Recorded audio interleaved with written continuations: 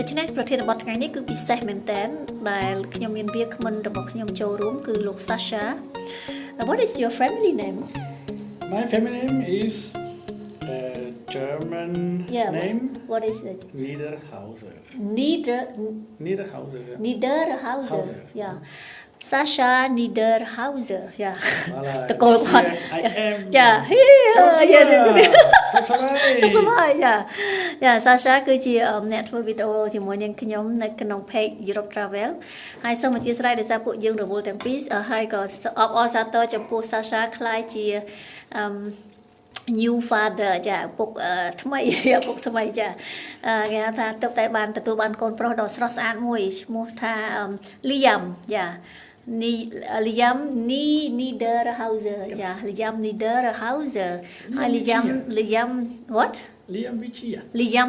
ចា Liam Vichia ស្អាតហើយខ្ជូតចាទៅកាប់បានមួយថ្ងៃតែខ្ជូតមែនតើ slow ចាអញ្ចឹងកូនគាត់នៅខាងក្រោមជាមួយនឹង Mama ចាហើយ Sasha នៅខាងលើជាមួយនឹងខ្ញុំដើម្បីនិយាយប្រធានបទចាដល់ពិសេសថ្ងៃនេះគឺខ្ញុំគិតថាប្រធានបទនេះអង្រួនបេះដូងជាងគេគឺសភាពនារីដែលមានបំណងចង់រៀបការជាមួយនឹងស្វាមីអឺរ៉ុបចាហើយខ្ញុំអញ្ជើញ Sasha មកដោយសារគាត់ជាមនុស្សដែលដឹងអំពីច្បាប់ទម្លាប់នៅប្រទេសស្វីសជាច្រើនហើយច្បាប់ប្រទេសស្វីសនិយាយរួមនៅអឺរ៉ុបហ្នឹងគឺមិនសូវជាខុសគ្នាប៉ុន្មានទេចាវាមិនដូចទាំងអស់ទេប៉ុន្តែវាតម្រង់តែមួយចាដូច្នេះហើយធានបទចាវាមានច្រើនដែរប៉ុន្តែប្រហែលតែ2ទៅ3ប៉ុន្តែនេះគឺផ្នែកទី1ដំបូងគឺនិយាយអំពីថាតើយើងត្រូវតែដឹងពី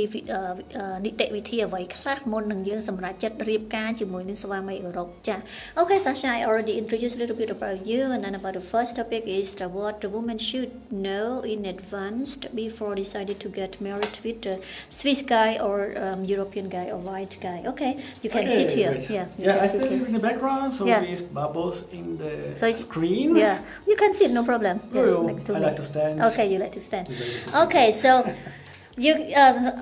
I also say congratulations for you that you become a new father. Thank you so much. Yeah, for a newborn baby called Liam Vichia Niederhauser. Yeah. Exactly. And with a very, very beautiful and kindly wife from Cambodia. Yeah ចាជាមួយនឹងប្រពន្ធដែលស្រស់ស្អាតគាត់ថាសាស្ត្រថាប្រពន្ធចាដល់ស្រស់ស្អាតហើយនឹងចិត្តល្អរបស់គាត់ចាគាត់មានសុំជាស្រ័យខ្ញុំសុំ share បន្តិចចា I would like to share a bit ចា so before we start the topic I share to another pages and also to my timeline. Exactly. So we go back a little bit quick about the question for the Khmer woman and Khmer man who intending to go abroad. Doesn't matter if Switzerland or Europe or America or whatever. Before really doing that step, you have to know a few things and even know that not always Sasha I confused two lines in another page. wait Okay, you see we have a little bit no. It's technical correct. problems, no? No. Okay. It's correct. I haven't. Why cannot see the? So even high technology can have a technology problems. Yeah. Why we cannot see the live pop up in?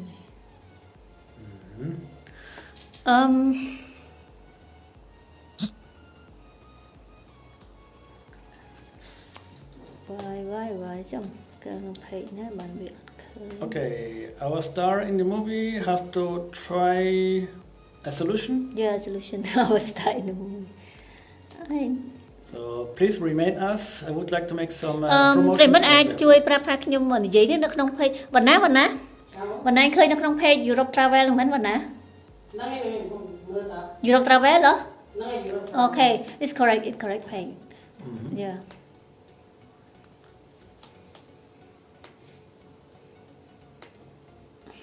It's correct what we live. Europe Travel.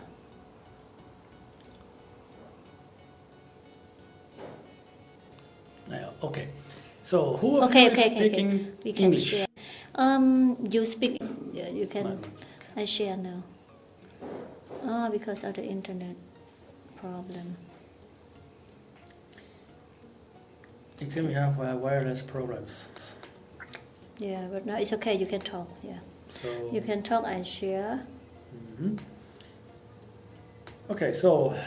where we start at the best. I mean, we say you can be lucky, you can be unlucky. The first step at the end, if you go to abroad, the really first step is to know somebody, to have a friend or a girlfriend or boyfriend. That's already the first step. And even there, between the Western people and Asian people or Cambodian people, is always a question of trust to know somebody. Okay. Because in Europe they know that in Asia a lot of foreigners go there to have more fun, Yeah. to meet women, not only for friendship, even Yeah. for more things, Yeah. as everybody know what I mean. Yeah. Okay. So,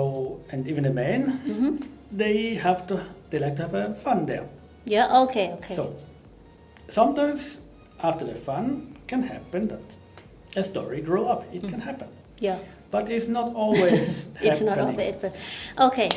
So let me translate. Exactly. So Sasha បានលើកពីចំណុចទី1ចាយកមកនិយាយអំពីអ្វីដែលយើងត្រូវដឹងជាមុនហ្នឹងចាមុនពេលសម្រាប់ជ្រាបការហ្នឹងទី1គឺច្បាស់ថា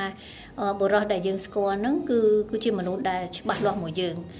មិនមែនជាបុរសដែលលេងសើចជាមួយយើងពីព្រោះជួនកាលអ្នកខ្លះគាត់ចង់និយាយថាwho Your husband. ចាបុរសខ្លះគាត់គ្រាន់តែចង់ចំណាយពេលលេងសើចជាមួយនារីនៅអាស៊ី Oh, good to know. ចាតែចំណាយពេលលេងសើចជាមួយនឹងនារីនៅអាស៊ីចាពេលខ្លះពេលលេងសើចហើយក៏វាអាចជារឿងដែលធ្វើឲ្យទំនាក់ទំនងនោះវាធំជាងមុនដែរវាទៅជារឿងមែនតែនចាក៏តែវាមិនប្រកាសគ្រប់រឿងលេងសើចហ្នឹងទៅជារឿងមែនតែនទេចាអញ្ចឹងករណីទី1សុភាពនារីទាំងអស់ត្រូវតែប្រុងប្រយ័ត្នហើយត្រូវមានវិធីសាស្ត្រក្នុងការសង្កេតថាតើគេលេងសើចជាមួយយើងដើម្បីលេងសើចឬក៏អ្នកខ្លះគាត់ដំបូងគាត់លេងសើចមែនប៉ុន្តែគាត់មានចិត្តចង់បន្តទៅរឿងច្បាស់លាស់ Okay so my question how the woman can know that white man come to her just for fun or for after fun they will make sure That is always a big question. And for that question is requested the woman feeling. Woman feeling. Sorry, yes. Yeah. So, because even the woman need a little bit of feel in the Sebastian, heart. you want to eat beef? Later. Yeah. Okay. Because The others all sleeping? Yeah. well, zijn al even Thais hè? Yes, Thais One thing. Okay, no. Yes, this was just a few words in Swiss German because even her husband is back. So we are not alone at home. No, what I was asking now, yes, about the woman feeling, how to understand if the man is really serious or not serious. That is a good question. Yeah. But the same question is even for the woman. Even there, the abroad man, they ask, is that woman really serious or not? So the question is back on the same. Okay. You know? Yeah, okay. ចឹងសាសាគាត់ថាសំណួរដែលខ្ញុំសួរហ្នឹងល្អធ្វើម៉េចមិនដឹងគេច្បាស់លាស់មួយយើងចាតាមពិតសំណួរហ្នឹងយើងជាមនុស្សស្រីហ្នឹងគឺយើងចង់ដឹងប៉ុន្តែមនុស្សប្រុសដែលគាត់ច្បាស់លាស់មួយយើងមែនតើណាក៏គាត់ចង់ដឹងពីយើងវិញដែរប៉ុន្តែជួនកាលវាអាចដែរមនុស្សប្រុសខ្លះគាត់សយមនុស្សប្រុសខ្លះគាត់ច្បាស់លាស់តែគាត់ទៅជួបមនុស្សស្រីបោកប្រាស់វាអាចអញ្ចឹងគាត់ក៏ព្យាយាមរៀនដែរថាសិក្សាតាមមនុស្សស្រីហ្នឹងគេបោកប្រាស់គាត់ដើម្បីតែលុយឬក៏ដើម្បីតែយក document because some women they just want to get money or just want to get document paper paper to live in Europe ចាព្រោះបុរសស្បែកសតែគេពិតប្រាកដហ្នឹងក៏គេប្រយ័ត្នគេខ្លាចមនុស្សស្រីខ្លះត្រូវការគេដើម្បីតែលុយ like brand bag expensive brand bag ចាដូចជាកាបូបម៉ូតម៉ាកអាថ្លៃអីហ្នឹងចាអញ្ចឹងគេក៏សិក្សាពីមនុស្សស្រីដែលខ្លាចបោកប្រាស់គេទី1ទី2ទៀតខ្លាចដើម្បីបានសិទ្ធិរស់នៅស្រុកគេពេលទៅដល់ហើយ divorce after getting over there ចាទៅដល់ប្រទេសហ្នឹងហើយ get divorce អញ្ចឹងគាត់បាននិយាយថាចំណុចហ្នឹងគឺវាខ្លាចទៅខ្លាចមកប៉ុន្តែធ្វើយ៉ាងម៉េចដើម្បីឲ្យថាមនុស្សស្រីហ្នឹងដឹងថាគេ so you can answer first how the woman can know that the men are serious make sure about the relationship how the woman can know I think if the man or mostly write to you and really maintain the promise what he make. For example, yes, that he say promise, oh, in summer I come to visit you. Yeah. That he really maintain the promise to go. អូខេចាអញ្ចឹងចំណុចទី1គឺការរក្សាពាក្យសន្យារបស់ជនបរិសុទ្ធជនជាតិអឺរ៉ុបចាពីព្រោះបរិសុទ្ធជនអឺរ៉ុបពិបាកនៅក្នុងការចង់និយាយថានៅពេលដែលគេសម្រេចចិត្តថាមកលេងយើងគេត្រូវ plan ច្រើន because European people after make promise they have to make plan right yeah it is not like Asian people decide to go and go for them because they have to work and then money there but for ជនជាតិអឺរ៉ុបហ្នឹងគឺយើងស្រួលមើលកន្លែងហ្នឹងមួយមែនខ្ញុំទទួលស្គាល់កន្លែងហ្នឹងដូចជាមួយស្វាមីខ្ញុំក៏អញ្ចឹងដែរពេលដែលគាត់បានយល់ព្រមថាមកជួបខ្ញុំគឺគាត់មកមែនចាហ្នឹងគាត់មកមែនចាពីព្រោះថាការជនជាតិអឺរ៉ុបដែលមកស្រុកខ្មែរនៅពេលដែលគេមកជួបអីអញ្ចឹងដូចថាគេអត់មាន planning មុនហ្នឹងយូរឆ្នាំទេអញ្ចឹងនៅពេលដែលយើងហៅគេមកគេត្រូវគិតច្រើនណាចាវាតាក់ទងមួយការងារតាក់ទងមួយអីអញ្ចឹងអញ្ចឹងបើសិនជាគេសម្រេចចិត្តថាមកគេត្រូវ make plan ថាទៅគេត្រូវអាចដាក់ច្បាប់បានអីអត់អញ្ចឹងបើគេសម្រេចចិត្តថាគេមកហើយគេ make plan ច្បាស់លាស់គេមកមែនតើអាហ្នឹងគឺអូខេវា how many person that we can show that after he decide to come and he come it is a serious relationship ចាខ្ញុំសួរគាត់ថាបើសិនជាគាត់មកមែនតើប្រហែលភាគរយដែលយើងប្រកាសថាវាពិតប្រាកដអូខេ I mean after the first time you meet you can never be sure yeah because like everything a relation has to grow up each other. Yeah. I mean, the husband has to. I mean, the husband of the man has to prove that he really like that woman. Yeah. Even that woman has to give the necessary love for the man. Yeah. If now the wife, for example, thinks, oh, the man he can always pay the holiday, pay everything. Yeah. Of course, the husband or the man starts to be a little bit. Upset because he say I cannot always pay everything. Yeah. Just for the fun, I cannot do it. Yeah. So then is a little bit the question. Oh, how is that woman then later abroad? Is she like that too? Okay. That she always want to have luxury, always have only the good life abroad without working, without making themselves grow up. Yeah. Or is their love true? And the woman can prove that she's serious. One point is to prove is serious is when you go abroad that you learn the language of the home country of the husband or the wife. Yeah. That means, for example, in Switzerland, if you want to go to Switzerland, make already in Cambodia. School for the language. Go to school. Go to learn German. Okay, so the men come to see at the first time just to understand about the woman. Exactly. First, if she is independent, she can be independent, or just want to depend on the man to pay anything. Yeah. Exactly. And the second part is to make sure if the lady have the motivation to grow up herself, like with the study the language and the. Exactly. ចាអូខេខ្ញុំសូមបកប្រែចាបន្តិចអំពីថាឥឡូវចរចាគ្នាថាគេព្រមមកអានឹងគេចាត់ទុកថាវាប្រកបវិជាច្រើនភាគរយប៉ុន្តែមិនទាន់ប្រកបទាំងស្រុងទេហេតុអីព្រោះពេលដែលបរិះគេព្រមមកបើខាងប្រុសគេព្រមមកគេក៏មកសិក្សាពីយើងដែរទី1គេមកចង់ដឹងថាតើមនុស្សស្រីយើងជាមនុស្សស្រីហ្នឹងគឺជាមនុស្សដែលចូលចិត្តតែការគេហៅថាអាស្រ័យជាមួយនឹងគេចង់ឲ្យគេប៉ាវគ្រប់ចំណុចទាំងអស់ចាប៉ាវកន្លែងដើរលេងប៉ាវកន្លែងញ៉ាំអីប៉ាវទៅកន្លែងថ្លៃចាហ្នឹងគេសម្គាល់មួយចាគេសម្គាល់ចាទី2ទៀតថាតើមនុស្សស្រីហ្នឹងចូលចិត្តនៅក្នុងការអភិវឌ្ឍខ្លួនឯងអត់ឥឡូវឧទាហរណ៍ថាបើសិនជាមនុស្សប្រុសហ្នឹងគេធានាឲ្យមកនៅប្រទេសស្វីសខ្ញុំឧទាហរណ៍ចារៀបការនៅប្រទេសស្វីសតើមនុស្សស្រីហ្នឹងគាត់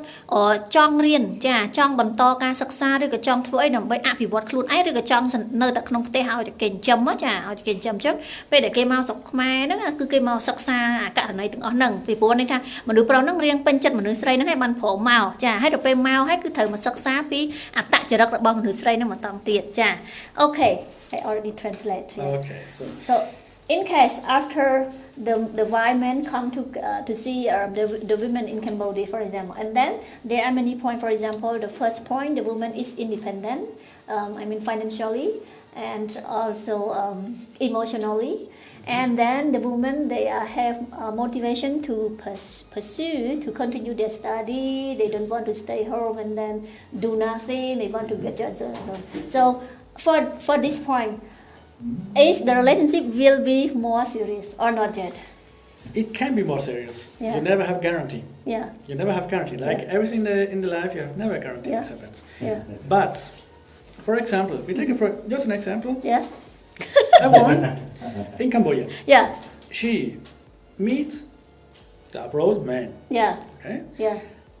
the abroad man wants have a proof from her if Yeah. she's serious too. Yeah. So, for example, he say, "Listen, I pay you the school for German. Yeah. Imagine she go to live abroad in German. Yeah. Okay, Yeah. she has to really visit and follow the school, German school, every school, and really prove that she learned German. German. Even in Cambodia? Even Cambodia. Yeah, okay. Because Okay. that is important. Yeah, yeah. Because once you are abroad, Yeah. you have to Okay. grow up a new life. Yeah. Yeah. And in the same moment, Yeah. you're in Cambodia, you can already earn the time Yeah. what you earn later in Switzerland or in Germany. Yeah. Because when you already speak a little bit language, you have Yeah. always an advantage. ចាឥឡូវខ្ញុំបកបន្តទៀតចាអញ្ចឹងឥឡូវឧទាហរណ៍ថាមកដល់ស្រុកខ្មែរហើយគេឃើញមនុស្សស្រីហ្នឹងគាត់មានលក្ខណៈល្អច្រើនចាដូចខ្ញុំបាននិយាយគឺមិនចង់បានអីពីគេមិនចង់ឲ្យគេប៉ាយកន្លែងថ្លៃហើយជាមនុស្សចង់ធ្វើការសិក្សាអញ្ចឹងគេចាប់ដើមធ្វើតេស្តទៀតគេមិនធ្វើតេស្តទេចាគេចង់ដឹងមែនតើចាសំទោសដូច្នេះគេចំណាយប្រាក់គេសឹកចិត្តថាគេចំណាយប្រាក់ឲ្យយើងទៅរៀននៅស្រុកខ្មែរហ្នឹងរៀនឧទាហរណ៍បើនៅស្វីសភាគច្រើនគឺគេប្រើភាសាអាល្លឺម៉ង់ហើយចាជាទូទៅគឺភាសាអាល្លឺម៉ង់ច្រើន%មែនតើអញ្ចឹងបើយើងជួបបរិសុទ្ធស្វីសដែលនិយាយភាសាអាល្លឺម៉ង់គេចង់ឲ្យយើងនឹងចេះអាល្លឺម៉ង់មុនពេលចេញទៅហើយដោយសារគេគិតថាយើងជាមនុស្សដែលចង់រៀនស្រឡាញ់ការសិក្សាអញ្ចឹងគេសុខចិត្តចំណាយប្រាក់ឲ្យយើងរៀនចាឲ្យដើម្បីបញ្ជាក់ថាតើយើងពិតជាស្រឡាញ់មែនអត់ចាស្រឡាញ់ការសិក្សានៃការរៀនភាសាអាល្លឺម៉ង់ពីព្រោះកាលណាបើយើងអត់ចេះភាសាទេយើងទៅនៅស្រុកគេពិបាកប្រិមិត្តចាយ៉ាងហោចណាស់ក៏យើងត្រូវចេះអង់គ្លេសមួយដែរប៉ុន្តែភាសាអង់គ្លេសវាមិនមែនជាភាសាកំណើតរបស់គេទេវាមិនសូវមានអ្នកប្រើចាវាមានដែរតើអ្នកដូចថាឧទាហរណ៍សាសាអញ្ចឹងគាត់ធ្វើការចាគាត់ធ្វើការគាត់មានការអប់រំល្អអញ្ចឹងគាត់មានការងារធ្វើអាហ្នឹងគាត់ចេះច្រើនភាសាចាគាត់ចេះអ៊ីតាលីគាត់ចេះបារាំងគាត់ចេះអង់គ្លេសគាត់ចេះអាល្លឺម៉ង់ចាស្វីសអាល្លឺម៉ង់ចាដូច្នេះហើយអាហ្នឹងគាត់អាចនិយាយអង់គ្លេសមួយយើងបានតែអ្នកខ្លះគាត់ចេះតែភាសាកំណើតភាសាជាតិអញ្ចឹងគេពិបាកបន្តិចបើសិនយើងអត់ចេះភាសាគេចឹងហើយអ្វីដែលគេចង់បន្តការសិក្សាអំពីយើងទៀតគឺគេចំណាយប្រាក់ឲ្យយើងហើយគេនឹងដឹងហ្មងថាតើយើងពិតជាចង់ចេះអញ្ចឹងមែនអត់ចាដូច្នេះហើយចាដំណាក់កាលដែលយើងបង្កើតទំនាក់ទំនងហ្នឹងវាមិនមែនជារឿងមួយដែលថាជួបភ្លាមគឺសម្រេចផ្លែទេគឺត្រូវប្រើពេលវេលាគេក៏សិក្សាពីយើងហើយយើងនឹងក៏សិក្សាពីគេយើងខ្លាចគេបោកគេក៏ខ្លាចយើងបោកដូចគ្នាណាប្រិមិត្តចាដូច្នេះហើយតែប្រិមិត្តឃើញថាស្ត្រីខ្មែរយើងតែភាគតិចទេចាដែលគាត់បានខ្ញុំថាជាសំណាងរបស់គាត់ចាជាអ្វីដែលគាត់សាងល្អពីមុនហ្នឹងគាត់បានជួបប្តីដែលឧទាហរណ៍ថាមានទ្រព្យសម្បត្តិច្រើនចឹងទៅបដ ாய் គាត់ឲ្យទិញស្អីក៏បានធ្វើអីក៏បានអីហ្នឹងអាហ្នឹងវាភាគតិចទេចាយើងសួរថាតើមានមនុស្សប្រមាណអ្នកនៅក្នុងពិភពលោកយើងដែលសិតតែជាអ្នកមានទ្រព្យធនច្រើនចាហើយបើសិនជាមានអ្នកទ្រព្យធនច្រើនតើសួរថាមានប្រមាណអ្នកដែលមានអារបៀបនៃការគិតហ្នឹងដែល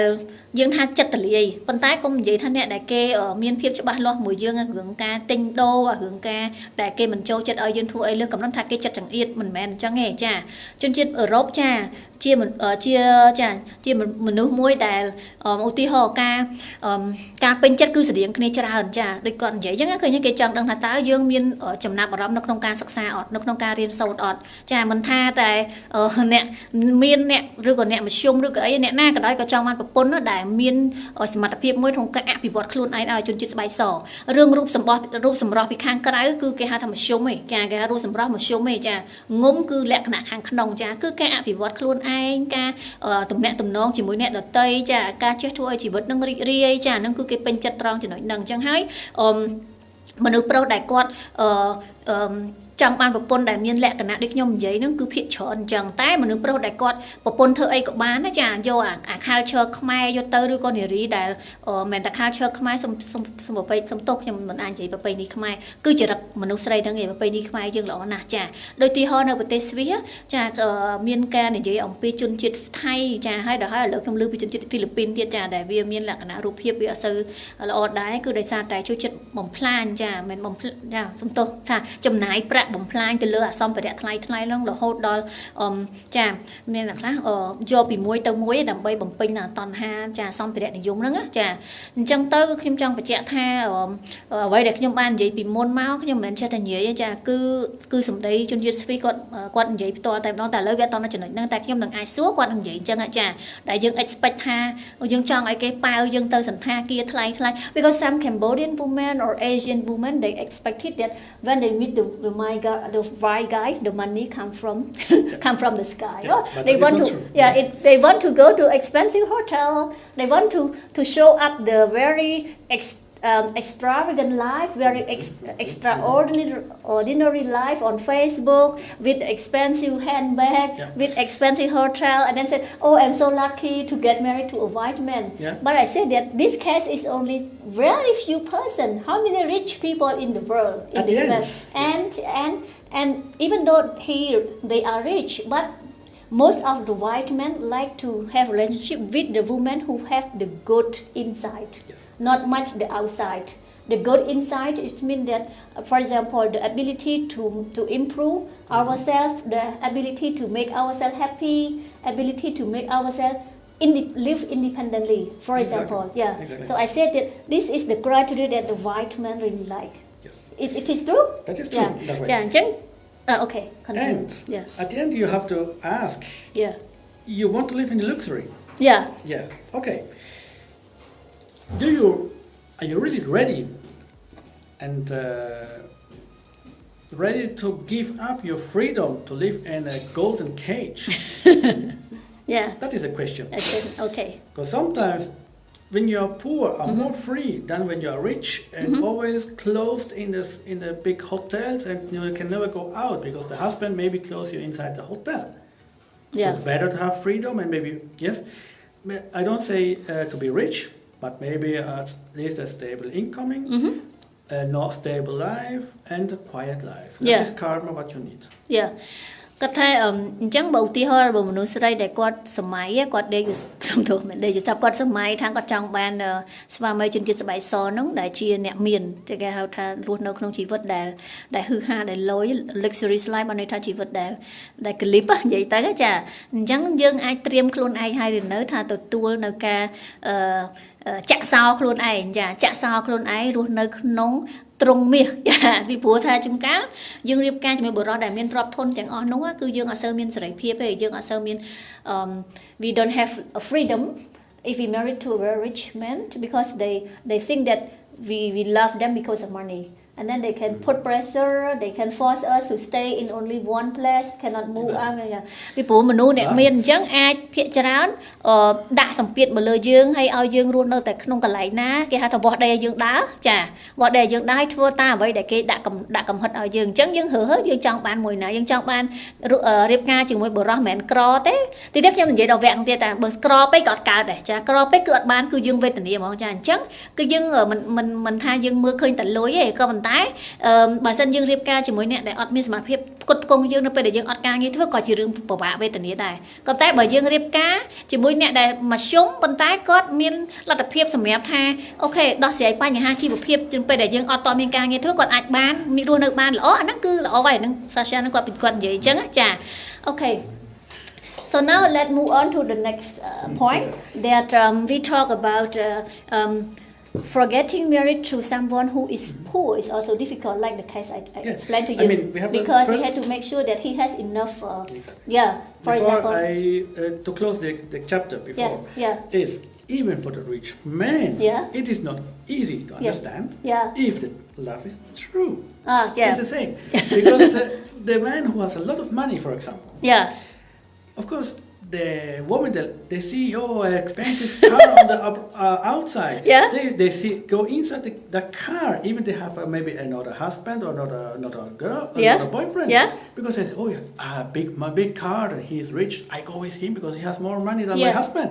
Then they go with them. You know. But that means that woman does not go for love. Because she see the first moment there. Car, the money, the to be rich that she see. So even in that way, even for the rich man, it is not a true love. So even for the rich man, it's not easy to understand if it's true love or not love. You mean that even though it is not understand for the man himself or for the woman? For the man himself. Yeah, for the man himself, he is not easy to read the woman mind if Exactly. the girl love him because of money or Exactly. not. ចាអ Exactly.ញ្ចឹងចំណុចមួយដែលខ្ញុំនិយាយដើម្បីបញ្ចប់ chapter នេះចាបញ្ចប់វគ្គនេះដើម្បីយើងចូលថាតើអញ្ចឹងយើងត្រូវជ្រើសរើសយ៉ាងម៉េចមិញបើថាអ្នកមានក៏យើងជ្រើសរើសទៅក៏ពិបាកអញ្ចឹងទៅយើងជ្រើសរើសអ្នកក្រឬយ៉ាងម៉េចចាអញ្ចឹងឥឡូវខ្ញុំសូមបញ្ចប់ chapter នៅការជ្រើសរើសអ្នកមានដូចយើងនៅក្នុងទ្រុងដៃចាមុននឹងបញ្ចប់ខ្ញុំសូមនិយាយចំណុចចុងក្រោយរបស់គាត់ថាសូមឲ្យតែមនុស្សប្រុសអ្នកមាននឹងក៏ដោយបើសិនជាគេអ្នកមានខ្លាំងក៏គេប្រយ័ត្នប្រយែងដែរមុននឹងគេជ្រើសរើសយើងដោយសារគេខ្លាចថាយើងស្រឡាញ់គេគឺដោយសារតែលុយរបស់គេទីហោឡានចាទំនើបរបស់គេចាឬមួយអ្វីដែលគេមានណាចាដែលគេមានអញ្ចឹងជួនកាលគេមិនប្រកាសថាយើងនឹងស្មាតទោសប្រិមិត្តណាចានៅស៊ីនណាពាក្យខ្មែរយើងថានៅស៊ីនមានន័យថានៅលីវចាជួនកាលយើងមានសង្សារហើយឬក៏យើងមានប្តីហើយអញ្ចឹងទៅដល់ពេលឃើញគេចាមានរបស់របរសម្ភារៈនិយមល្អចាសំទោសមានរបស់របរល្អហើយយើងជាមនុស្សស្រីមានសម្ភារៈនិយមយើងអាចកុហកគេថាយើងនៅទំនេរទេបើយើងនិយាយខ្មែរថានៅស៊ីនចាវានៅខ្មែរនៅទំនេរឬក៏មិនទាន់មានគ្នាអញ្ចឹងក៏គេស្រាវជ្រាវច្រើនដែរតម្រាំថាគេសិក្សានិងយល់ស្របនៅក្នុងការបង្កើតនៅទំនាក់ទំនងបន្តទៅទៀតជាមួយយើងនេះសម្រាប់អ្នកដែលគេមានលុយប្រិមិត្តចាមានលុយច្រើនអូខេឥឡូវចា Okay. Yeah. Huh? Gate. Everything has a gate. What? It's gate. Oh, I put inside a smaller, Oh, okay. a small room. Yeah. Okay. So we end this chapter, and then we go to another chapter about if it's not good idea to always choose the rich man, but it's bad idea also to choose a poor, right? Because living in Switzerland, for example, is very expensive. And then it's difficult also when they come to live here, and then the process to get a visa and so on. So you can explain about this, like we talk together. ចា Okay ឥឡូវយើងចូល chapter មួយទៀតយើងបើយើង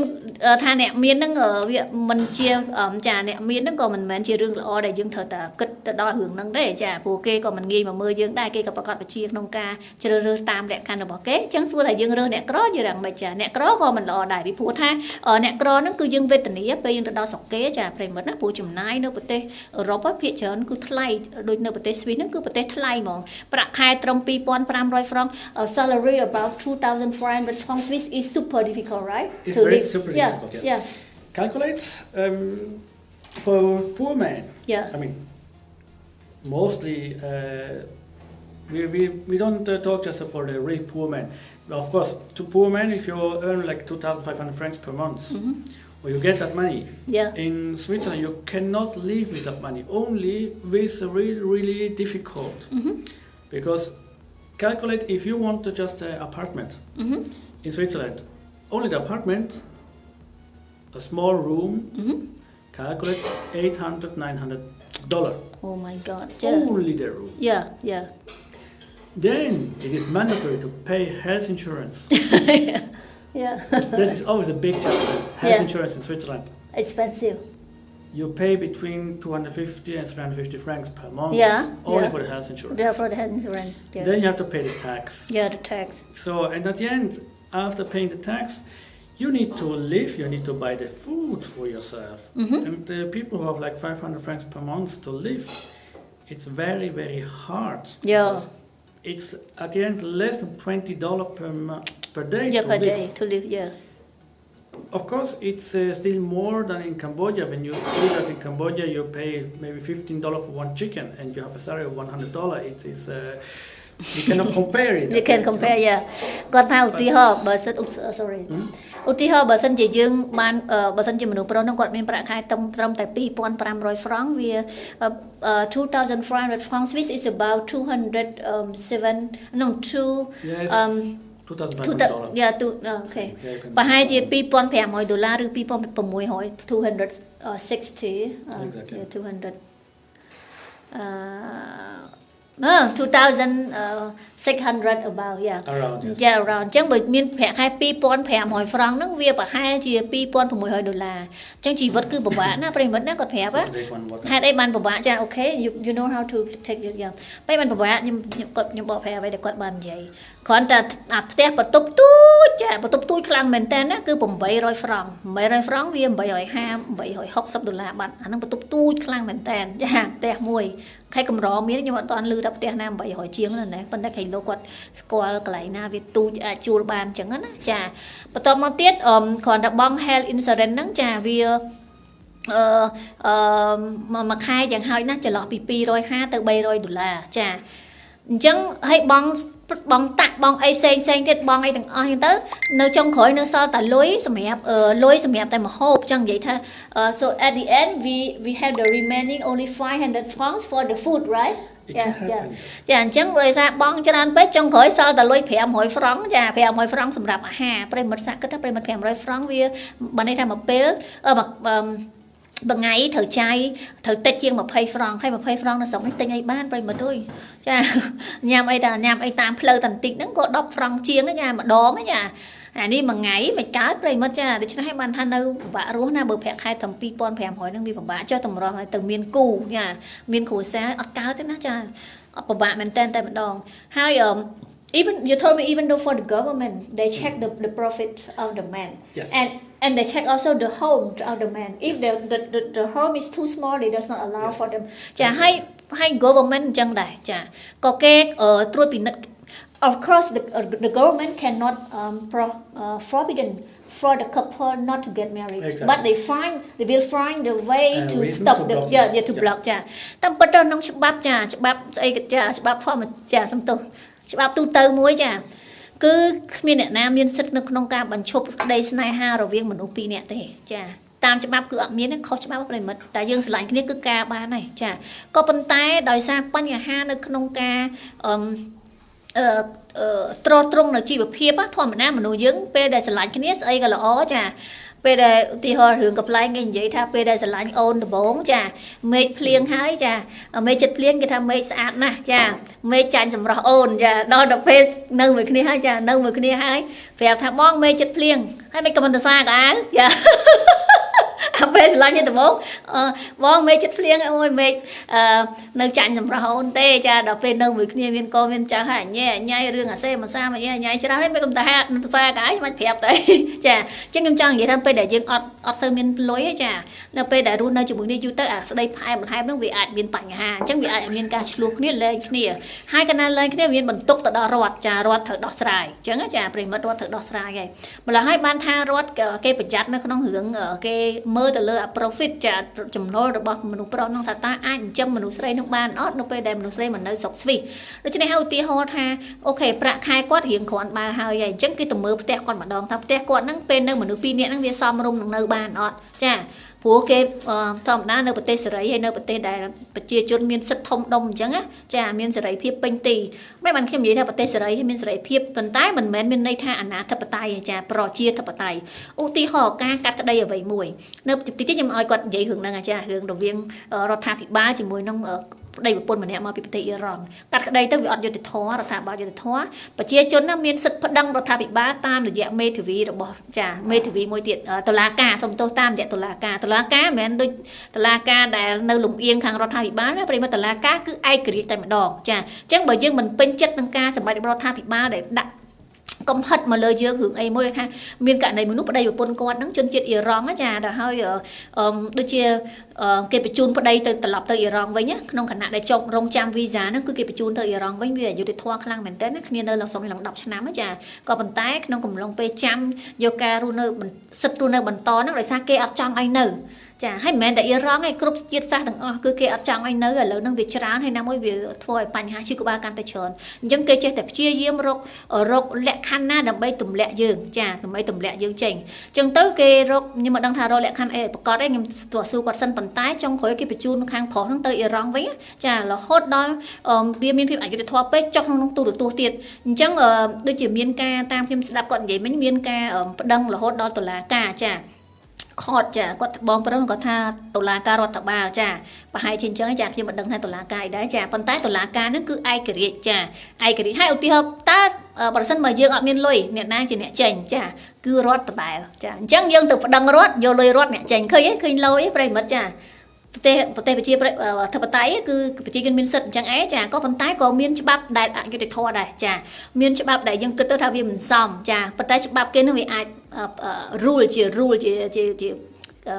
លក្ខខណ្ឌឬក៏ច្បាប់អីមួយអាចធ្វើឲ្យក៏អាចកែប្រែវិញបានដែរចាហើយដល់ពេលកែប្រែទៅពេលខ្លះវាមិនសមមែនរវាងភាគីខាងប្រុសនិងភាគីខាងស្រីវាហាក់ដូចកែប្រែទៅគឺខាងប្រុសខាតរហូតចាខាងស្រីទៅបានចំណេញចាដោយសារគេការពារសិទ្ធិមនុស្សស្រីច្រើនចាឥឡូវខ្ញុំសូមឲ្យគាត់និយាយបន្តទៀតអូខេ so the woman should be careful also about the income, the annual income of the man. Yes. But what do you think? If the woman care too much of us about the annual income,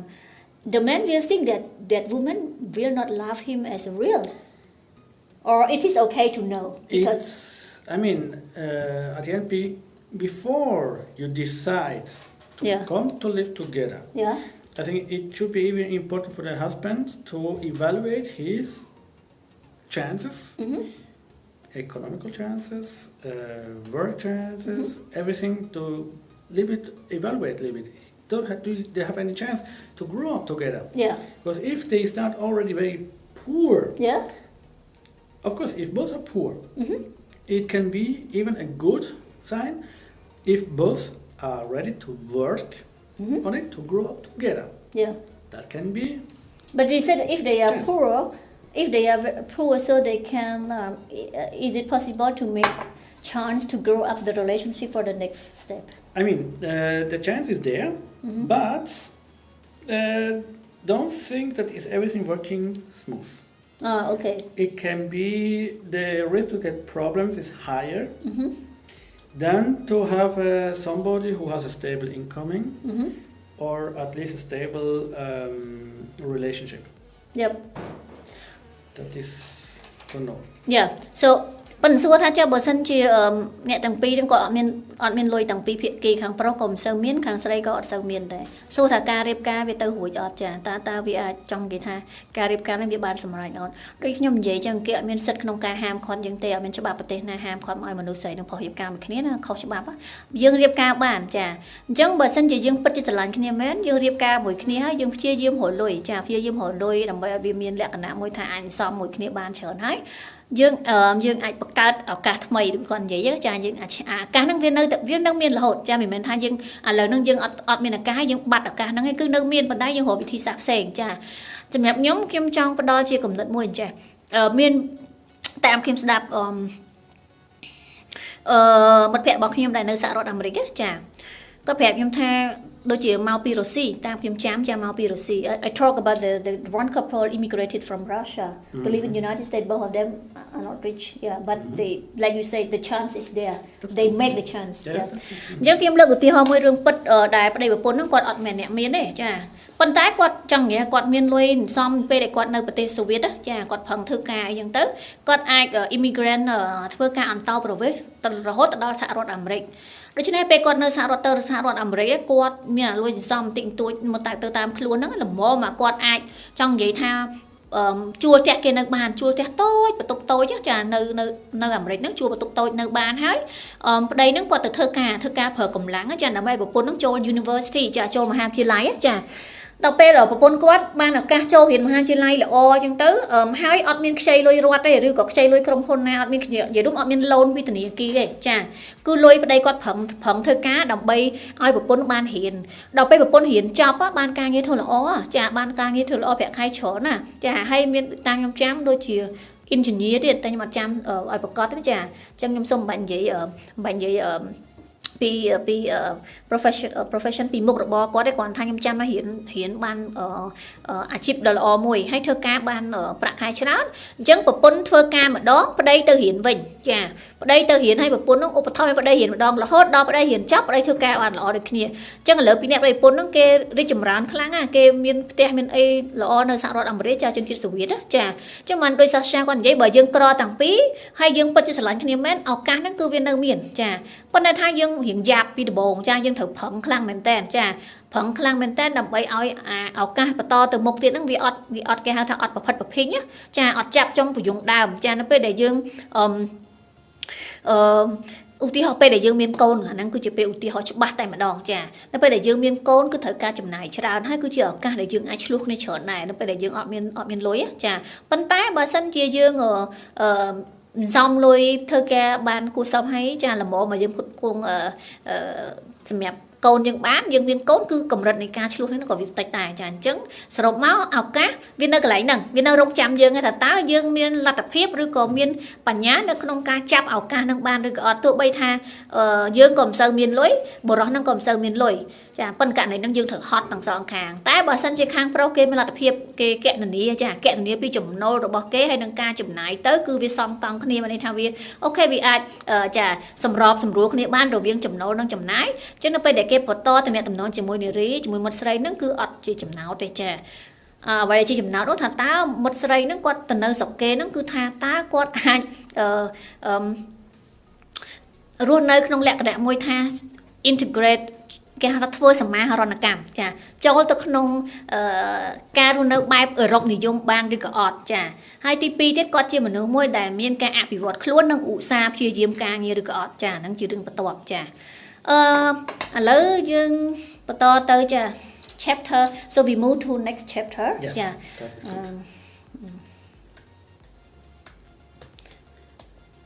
Good. Before I forget the next chapter about okay. living in Cambodia or living in Switzerland. Yeah. For example, business. Yeah. You make a business, okay? We have a small difference between, maybe a big difference between Cambodia and Switzerland. Yeah. If you want to make a business, for example, to sell food in Switzerland. Before you can sell a food, you need to make a license, you need to make a permit, you need to invest a lot of money, you need to follow the law of the government, you need so many things until you can start. So at the end, many people, they even not brave enough to start any business because the steps are too much to make. Okay? Then in Cambodia, it's maybe a little bit different. Because in Cambodia, every family, everybody you go to on the street, you have at least a stand with marketing, with some food, with whatever they create, they can sell on the border of the street. Nobody come to control, nobody come to ask for any permit. In that way, to make a business in Cambodia is maybe a little bit easier to create something because you have more freedom than in Switzerland. Okay. អញ្ចឹងមុននឹងដល់ chapter ដែលខ្ញុំនិយាយអំពីច្បាប់នៅប្រទេសស្វីសសម្រាប់ការពារមនុស្សស្រីហ្នឹងចាខ្ញុំសូមនិយាយចា chapter ចន្លោះហ្នឹងបន្តិចគឺនិយាយអំពីចាគាត់និយាយអំពីការធ្វើអាជីវកម្មនៅប្រទេសស្វីសនិងនៅប្រទេសខ្មែរមួយណាស្រួលជាងចានៅប្រទេសស្វីសតម្រាំដែលយើងបើកហាងឧទាហរណ៍លក់ម្ហូបនៅតាមចាំផ្លូវតាមផ្លូវសំទោសនៅតាមផ្លូវចាមិនដូចយើងឧទាហរណ៍នៅស្រុកខ្មែរយើងគ្រាន់ទៅឃើញកន្លែងណាដែលសមរម្យដែលតំណងថាអូមនុស្សច្រើនអ៊ូអរច្រើនចាមើលទៅមានគេហៅថាលក្ខណៈតាក់ទាញអតិថិជននៅក្នុងការឲ្យគេមកទិញផលិតផលយើងនៅម្ដុំហ្នឹងចាយើងអាចលក់បានហើយនឹងលក់ម្ហូបអាហារចាប៉ុន្តែនៅស្រុកស្វីសអត់អញ្ចឹងទេចា So in Switzerland for selling the clothes on the road there are a lot of rules, right? First the license, right? This is the license above for example they want to control is our fruit is respect to the sanitation, the hygiene. And hygiene. The basic is the hygiene. ចាអញ្ចឹងដំបូងត្រូវសុំ license ហើយ license ហ្នឹងគេបណ្ឌិតលើអីប្រិមត្តចា license ហ្នឹងគេចង់ដឹងអាម្ហូបដែលយើងលក់ហ្នឹងវាមានអនាម័យអត់ស្រុកខ្មែរយើងចាប្រិមត្តមើលតែតេះលូតចោល Mà là tê lót cha cứ màu na của miên này hay là tê lót cha tê ấy nén cha màu na của miên này sẽ cái à Phật chiên Phật ấy cha phần ta được dòng suy tê cha bà này còn là luộc mà hộp nơi lợn nơi nông rột tê nó stong lắm á bây giờ cha thời tí muối thời tình lại sân cứ đầm bay bên trẻ thà sông lại sân miền này thà cái sọc sàm piประเภท mà hộp để dừng lụa nó ta dừng cột ta mà nã may được bỏ cái on okay and after license is what So once you have a license, you need money to invest. Good. Even to invest, even Cambodia is the same. If you want a food truck, you have to pay there too. Even here, you have to pay for the food truck, for example. Yeah. Then once you have the food truck, what happens? Food truck. For example, food truck. Yeah. If you want to make a food. So you are not allowed to just park wherever you want with food truck and sell. Yeah. Because it can be that you are maybe parking on a private ground. Yeah. Or you are parking on an area where it's not allowed to park. Yeah. Then you are already against the law. Yeah. And they can send you away. Yeah. In case you have a food truck, for example, you can, for example, ask maybe in a company of a big parking lot maybe for the dependent, hey, I want to sell a little bit food. You profit because the dependents get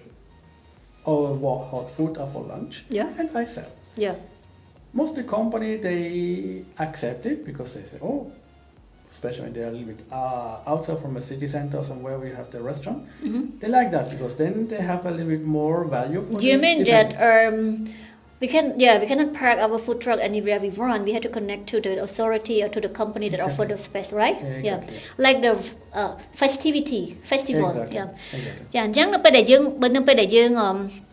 tình lại xong lại sân cái lụa hai dương bàn hai chả dương lụa hai nó không stong dương mình chơi để vô stong ta đã lụa lại na của bàn nên sọc mai những thế mà cha phụ lại khác chỉ lại ai cái chốn á chả chẳng ca lụa nó cứ ti tăng nó cứ sủng khăn nó giờ ai chơi để chọt đâyได้thời lụa nó không cam bị thị bồn chả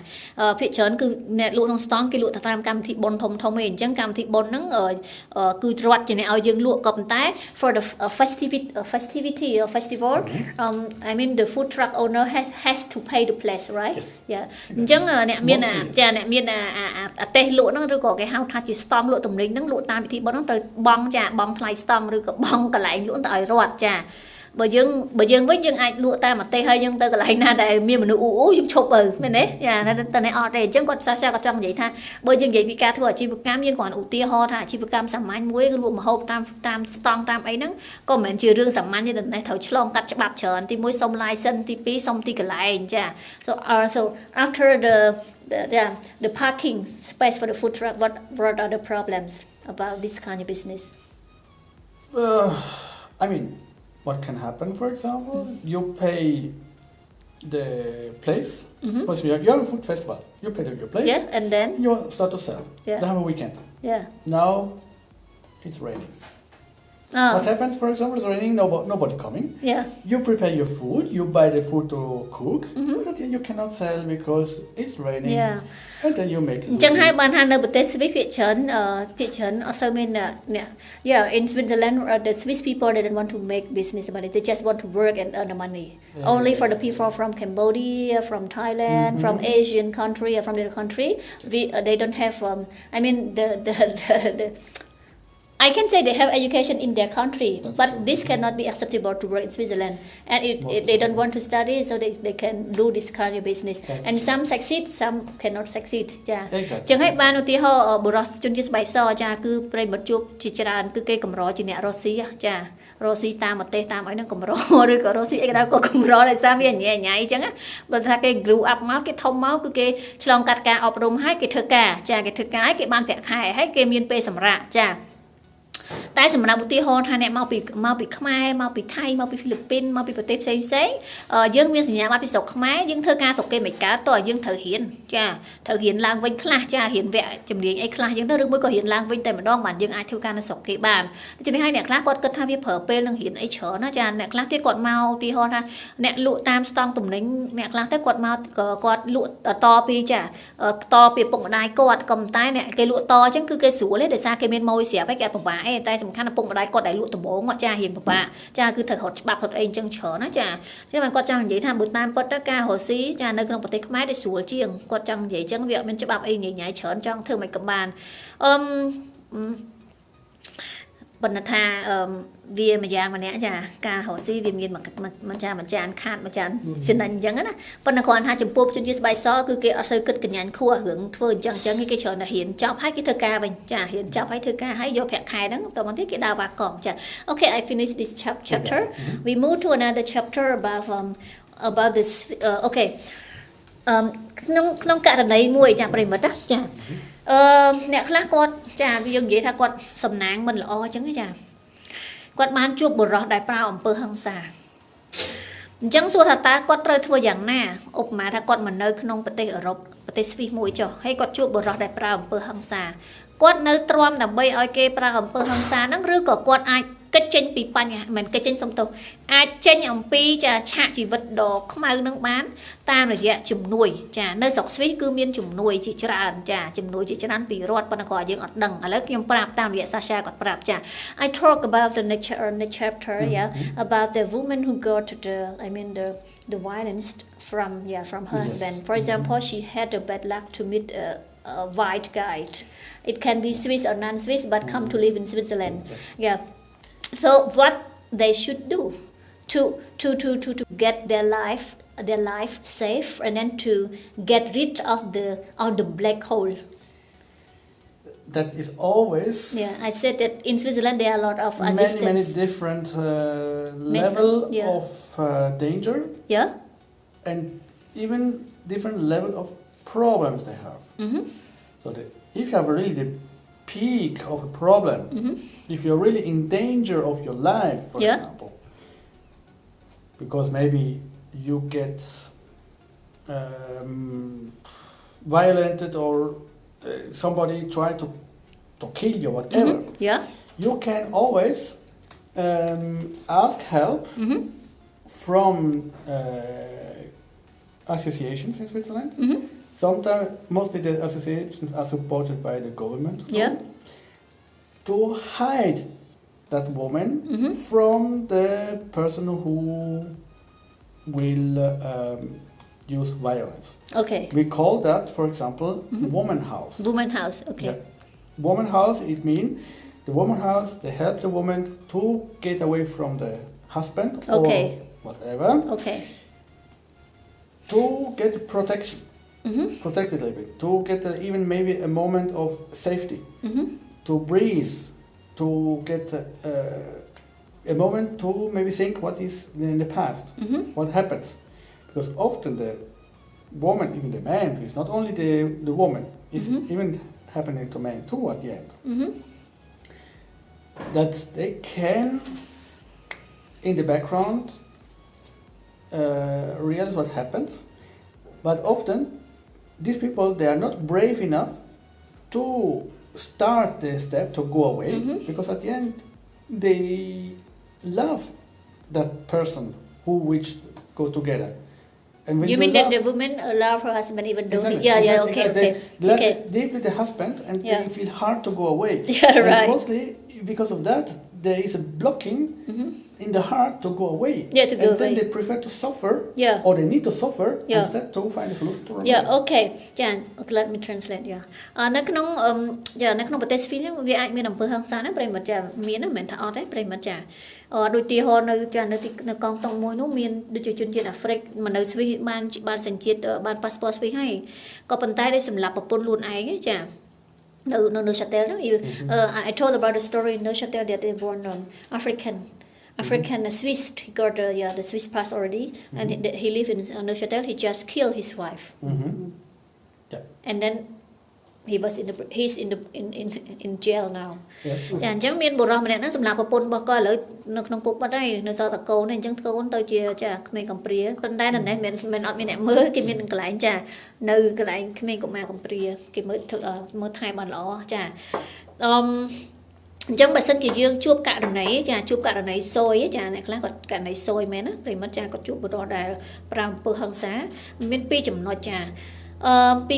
លក្ខខណ្ឌមួយនោះគឺមនុស្សស្រីនោះគាត់ចង់ចាក់ចេញពីមនុស្សប្រុសហ្នឹងដោយសារតែគាត់មិនអាចរស់នៅទ្រាំទ្ររស់នៅនឹងការដែលគេប្រើអំពើហិង្សាដាក់ទេក៏ប៉ុន្តែគាត់មិនដឹងថាទៅកន្លែងណានៅក្នុងប្រទេសស្វីសមានសមាគមចាសមាគម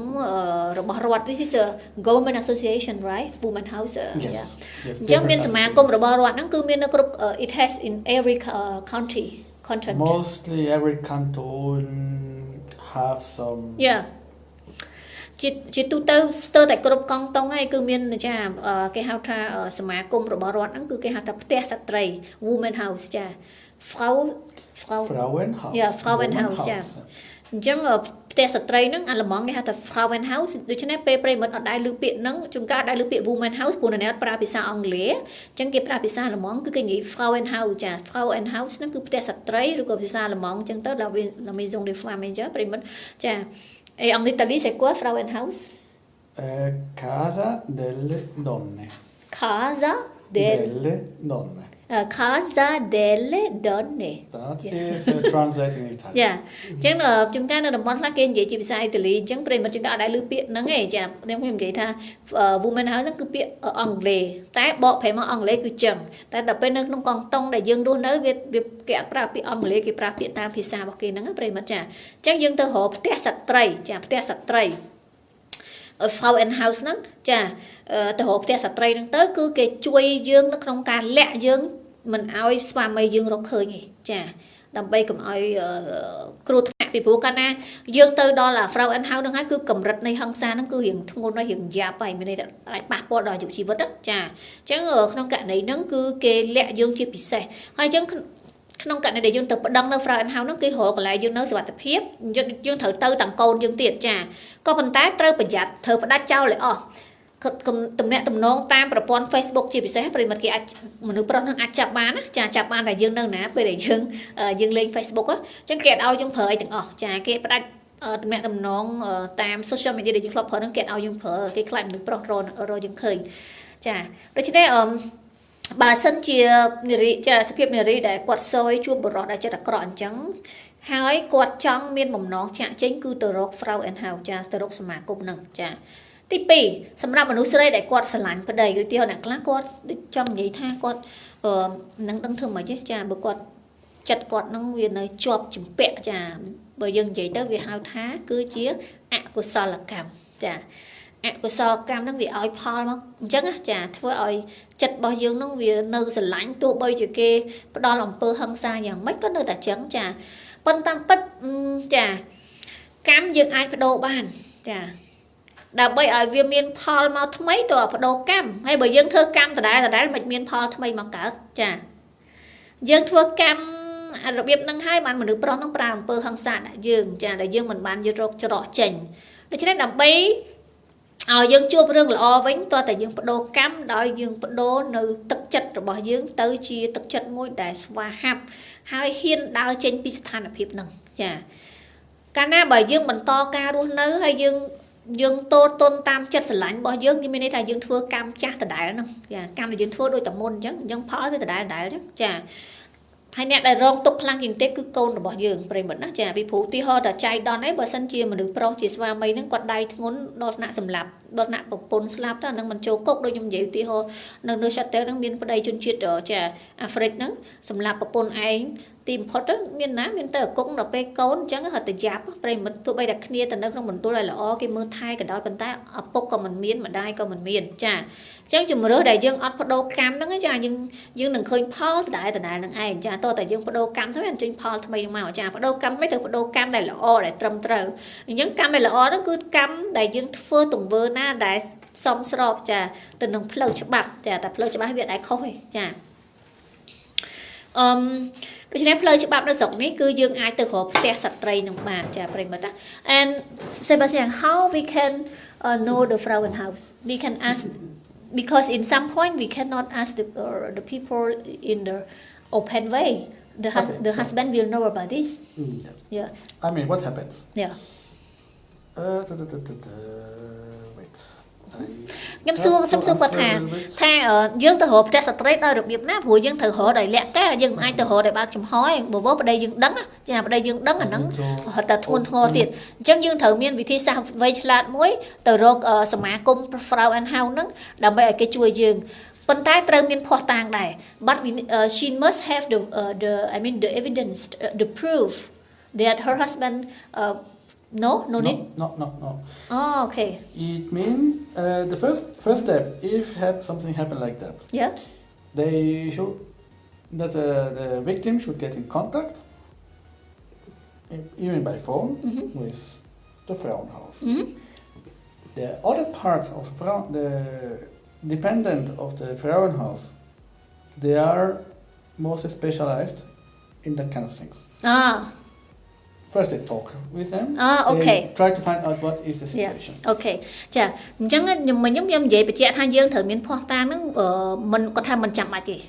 ហេតុអីបានអញ្ចឹងនៅក្នុងសមាគមហ្នឹងនៅក្នុងកន្លែងធ្វើការហ្នឹងគេមានអ្នកជំនាញទៅលើផ្លូវចិត្តហ្មងអ្នកជំនាញហ្នឹងគេដឹងគេគាត់សម្ភាសយើងគេដឹងថាយើងកុហកឬក៏អត់ហើយអញ្ចឹងបានថារដ្ឋាភិបាលស្នេះគឺលយប្រិមិត្តមានន័យថាគេបង្កើតស្រចនាសម្ព័ន្ធមកនៅបណ្ណាចឹងនិយាយយើងមិនចាំបាច់មានភស្តុតាងទៅតាមខ្លួនទេប៉ុន្តែនៅក្នុងលឺសាសានិយាយថានៅក្នុងសមាគមហ្នឹងមានអ្នកជំនាញទៅលើចិត្តសាស្ត្រគេសួរយើងក៏គេអាចដឹងដែរឲ្យតែយើងនិយាយប្រាប់គេត្រង់ចាអញ្ចឹងអ្នកជំនាញហ្នឹងគេសួរសារយើងហើយគេដឹងថាយើងនឹងនិយាយពិតឬក៏មិនពិតហ្មងចាដូច្នេះគេផ្ដល់ភាពងាយស្រួលឲ្យយើងថាកុំឲ្យស្ពាយភស្តុតាងតាមខ្លួនណាដូចពេលខ្លះយើងគិតថាអូយនឹងទៅប្រាប់គេមិនទេគេមិនជឿខ្លាចគេមិនជឿគេបញ្ជូនយើងមកផ្ទះវិញមិនប្តីយើងសម្លាប់យើងគាត់ថាគឺអត់ដាច់ខាតឲ្យតែយើងទៅប្តឹងនៅកន្លែងហ្នឹងគឺគេនឹងបញ្ជូនយើងទៅកន្លែងសម្ងាត់មួយតែម្ដងហើយគេផ្ដាច់មិនឲ្យយើងប្រើអ្វីដែលអាចប្តីយើងរកយើងឃើញចា Okay so Frauenhaus is very safe right and once we go to tell them the story and after that the staff will talk to the victim and then finally the victim will be safe the victim will be live in their safe place I mean at the end they depending what is the situation they invite them to come to Frauenhaus in case if there is house violence they even give the right to take the children to the Frauenhaus because they is in a way even must protect the children from the violence. Yeah. So they take the children there too. And once they are in the Frauenhaus, they find the next step what have to do to get protected. Yeah. អញ្ចឹងពេលដល់ដំបូងយើងត្រូវចា So when we go to Frauenhaus we have to go with the children. Exactly. Yeah. I mean if you want to go with children, you can go with children. If you don't want to go with children, you're not mandatory. At the end, it's always a little bit a discussion between the Frauenhaus and the victim to make clear what is the best step to follow. ចាអញ្ចឹងពេលដែលយើងទៅ Frau and House ហ្នឹងយើងអាចទៅខ្លួនឯងសិនក៏បានដែរមិនបាច់យកកូនទៅនាំឲ្យមានការលំបាកប៉ុន្តែបើយើងប្រាប់ថាយើងខ្លាចកូនយើងមានបញ្ហាទទួលនៅព្រោះធម្មតាឪពុកមិនអាចទៅប្រើអំពើហិង្សាលើកូនទេនិយាយរួមទៅចាប៉ុន្តែបើយើងភ័យខ្លាចយើងប្រាប់ទៅអាជ្ញាធរនៅក្នុង Frau and House ទៅគេនឹងដោះស្រាយយើងចាគេនឹងយកកូនយើងមកតាមចានិយាយរួមគឺគេជួយឲ្យយើងបានមកចាប់ដើមគេជួយឲ្យកន្លែងយើងនៅ and then that association can help for the food for education and so on ចាហើយចាហ្នឹងហើយហើយ Frau and House ហ្នឹងគឺជួយទាំងអស់ប្រិមត្តទីហោថាយើងទៅស្រុកគេយើងអត់ចេះភាសាគេយើងអត់ចេះអីគេជួយយើងរៀនទៀតនិយាយរួមគឺគេជួយយើងហ្មងចាហើយការស្នាក់នៅការហូបចុកអីគេជួយយើងមកចប់ចាអញ្ចឹងខ្ញុំសារមួយនេះខ្ញុំចង់ផ្ដល់ទៅឲ្យចាសុភាពនារីខ្មែរយើងក្តីចាជនជាតិអីផ្សេងក្តីចាដែលចេះស្ដាប់ខ្មែរចាស្ដាប់ភាសាអង់គ្លេសចាសូមមានភាពក្លាហានឡើងចាកុំរស់នៅក្នុងគេហៅថាអំពើហិង្សាហ្នឹងទៀតចាវាអត់មានជាប្រយោជន៍អីល្អទេដូចខ្ញុំបាននិយាយចឹងអាហ្នឹងគឺជាផលនៃអំពើចាស់របស់យើងទេចាគឺជាអកុសលវិបាកនៃអំពើយើងពីមុនយើងមិនធ្វើអីដែលមិនល្អខ្លាំងវាជួបរឿងចឹងដូច្នេះហើយយើងត្រូវបដូរកម្មនៅក្នុងទស្សនវិជ្ជាថ្មីនេះយើងត្រូវបដូរកម្មថ្មីបើយើងធ្វើកម្មដដែលយើងជួបផលដដែលហ្នឹងឯងចាអញ្ចឹងកម្មថ្មីបើយើងត្រូវធ្វើដាច់ខាតហ្នឹងគឺត្រូវទៅជួប Frau and House ចាក៏ប៉ុន្តែសួរថា Sasha how the victim can know the address of the Frauenhaus? The best is going to internet, Google Frauenhaus. Yeah. Okay. That's the easiest way. And some women, their husband doesn't allow her to use the internet, nor phone, and so on and so on. So what? Then try to go out of the house. I don't think even the husband or the man, whoever, will be 24 hours in the home. Yeah. Yeah. You know. គាត់សួរខ្ញុំសួរគាត់វិញថាអញ្ចឹងចុះបើឧទាហរណ៍ថាយើងអត់ដឹងអាស័យដ្ឋាន Frau and House នឹងគាត់ថាចាផ្ទះស្ត្រីចាខ្ញុំនិយាយថាផ្ទះស្ត្រីនឹងបើយើងអត់ដឹងអាស័យដ្ឋានផ្ទះស្ត្រីឬ Frau and House នឹងយើងអាចមើលតាម Google ចាវាយពាក្យ Frau and House ចា Frau and House បើយើងនៅតំបន់និយាយភាសាបារាំងវាយពាក្យចា La Maison de Femme ចាបើនៅអាកងតុងចាភាសាអ៊ីតាលី Ticino c'est La Casa delle Donne. La casa delle donne. Della donne. O della donna. Della donna. La casa della donna ចាអញ្ចឹងបើយើងនៅកងតុងណាយើងវាយភាសាហ្នឹងទៅប្រិមិត្តវាយហើយវាចេញអាស័យដ្ឋានមកឲ្យប្រិមិត្តចាចុះបើនៅស្រុកខ្មែរគ្មានរត់ចិញ្ចឹមផងចាតើអូនតើផងអូនតើធ្វើមិនចាប្រិមិត្តគេមិនដឹងដែរប្រិមិត្តនៅស្រុកខ្មែរយ៉ាប់មែនតើស្រុកខ្មែរយើងអត់មានរត់គិតគូររឿងហ្នឹងចានៅទៅស្រុកនេះមានណាប្រិមិត្តចាអញ្ចឹងខ្ញុំចង់និយាយថាច្បាប់នៅស្រុកស្វីភាគច្រើនគឺធ្វើសម្រាប់ការពារមនុស្សស្រីជាច្រើនណាចាអញ្ចឹងយើងមនុស្សស្រីមានអត្ថិភាពជាងហើយដូច្នេះហើយអ្នកដែលទទួលនៅខ្ញុំហៅថាខ្ញុំនិយាយធានបတ်ហ្នឹងមានអ្នកទទួលនៅអំពើហិង្សាពីស្វាមីរួចហើយចាដូច្នេះខ្ញុំចង់ឲ្យពួកគាត់ហ្នឹងក្លាហានឡើងហើយកុំគិតថាប្តីយើងហ្នឹងនៅអ្នកខ្លះគាត់អត់ហ៊ានធ្វើមានពីរករណីទី1គាត់ស្រឡាញ់ប្តីគាត់ខ្លាំងពេកចាខ្លាំងមែនតែនចាទី2ទៀតគឺគាត់បារម្ភសុខភាពខ្លាចប្តីគាត់ដឹងទៅប្តីគាត់សម្លាប់គាត់សូមកុំបារម្ភប្រិមិត្តចាទៅរក Frau and House ឲ្យបានទៅចាព្រោះសាស្ត្រាគាត់និយាយថាមិនមែនប្តីយើងនៅតាមដានយើងគ្រប់24ម៉ោងឲ្យគាត់ត្រូវទៅធ្វើការដែរ And of course, tell please that not every husband and not every man and every woman in Switzerland is like that. Yeah. Oh yeah, I know. Mostly we have a good life. Mostly we are happy together. ចាអញ្ចឹងមិនមែនប្តីយើងនឹងមួយយើង24ម៉ោងទេអញ្ចឹងយើងឆ្លៀតពេលហ្នឹងយើងដើរចេញទៅខាងក្រៅទៅយើងអាចជួបមនុស្សចាអញ្ចឹងយើងសួរគេចាក្លាហានឡើងសួរគេក៏ប៉ុន្តែខ្ញុំនិយាយឧទាហរណ៍នេះមិនមែនសាសាគាត់ថាមិនមែននៅប្រទេសស្វីសហ្នឹងគឺជួបបញ្ហាហ្នឹងគ្រប់ទេអត់ទេគាត់ថាប្រទេសស្វីសគឺប្រទេសដែលល្អចាការរស់នៅហ្នឹងគឺសុខសប្បាយមានក្តីសុខខ្លាំងណាស់ចារវាងប្តីប្រពន្ធប៉ុន្តែក៏វាមានករណីលើកលែងអញ្ចឹងដែររឿងអីក៏ដែរក៏មានករណីលើកលែងមិនមែនគោលករណីថាត្រូវទាំងអស់ហើយមានករណីខ្លះវាលើកលែងទៅជាករណីដែលមិនល្អអញ្ចឹងទៅតែជារួមគឺល្អហើយសម្រាប់ប្រទេសស្វីសចាតែខ្ញុំនិយាយនេះគឺសម្រាប់ជួយចាទៅដល់មនុស្សស្រីដែលគាត់មានបញ្ហាហ្នឹងតែគាត់មិនដឹងថាត្រូវធ្វើតាមចាដំណោះស្រាយមួយណាចា Okay so we close the chapter so we go to the last chapter about the Swiss past passport Swiss pass So get the Swiss passport. Swiss pass you said that for the Swiss for the Swiss pass after we get the Swiss pass we can also the government can also bring us to our home country In single case it can happen. But it's you have to say it's single case again. If you are a big murderer, if you are a big fraud, or making everything always against the law, but you are maybe the danger for the whole country. Then the last sequence they can decide to let you go out from. It can happen,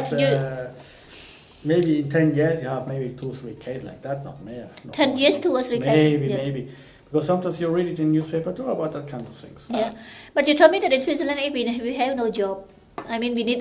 we also need a social help from the government, and then the government can kick us out of the Switzerland. If you don't have the Swiss passport, for example.